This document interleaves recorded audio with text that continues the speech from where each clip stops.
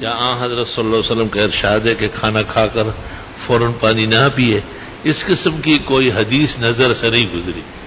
بظاہر تو قرآن کریم کی آیت سے معلوم ہوتا ہے کہ کھانا و پینا ساتھ ساتھ ہے.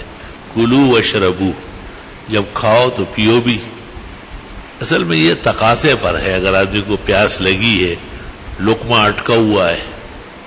صرف ابن قیم نے الطب النبوی میں اتنا لکھ دیا کہ حضرت صلی اللہ علیہ وسلم کھانے کے بعد پانی نہیں پیتے تھے کیونکہ کھانا اس سے خراب ہو جاتا ہے.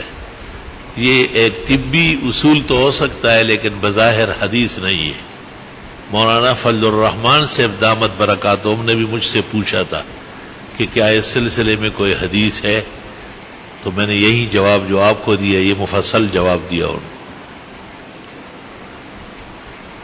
بہت سارے مسائل طب اور حکمت کے ہیں، جیسے شوگر والوں کے لیے کھانے کے بعد فوراً پانی پینا سخت ترین مضر ہے.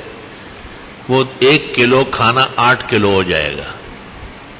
اسی طرح میٹھے کے بعد جو پانی پیتے ہیں وہ بھی زہر و سینگ کیا ہے، شربت بن جائے گا ریلا اور وہ پورے جسم میں پھیل جائے گا. لیکن یہ سب کے لیے نہیں کہا جا سکتا.